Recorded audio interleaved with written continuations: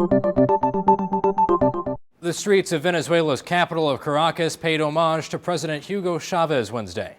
The procession in memory of Chavez went from the hospital where he had stayed to the Fuerte Tiuna military academy. The wooden coffin was carried through the streets covered with a Venezuelan flag. Cries of thousands of people and cheers from others accompanied the parade.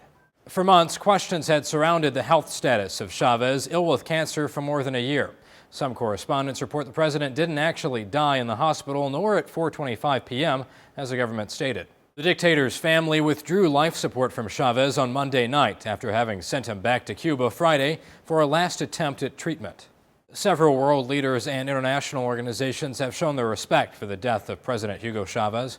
UN Secretary General Ban Ki-moon said, "I'd like to convey my deepest condolence to the families and people and government of Venezuela on the loss of President Chavez." Meanwhile, the BBC reports Latin American leaders have begun arriving in Caracas to pay their respects.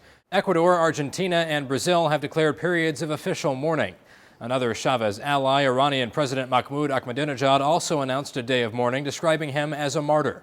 Peru's President Ollanta Humala Tasso said goodbye to Chavez via Twitter. But for many critics of Chavez, the Venezuelan president's death didn't bring sadness. Other representatives, like the chairman of the House Committee on Foreign Affairs of the U.S., said Chavez was a tyrant. Good riddance to this dictator. Others, like Michael White for The Guardian, remarked on the need to stop calling governors heroes or villains once they die. While Venezuela's future is still uncertain, Telemundo's Carlos Rajo, reporting for NBC News, said, "Beyond the country's borders, question marks loom as to whether any regional leader will step into Chavez's shoes and become the region's voice of socialism and anti-Americanism." He said who the Chavistas choose to succeed El Comandante will help determine the future of the Bolivarian Revolution.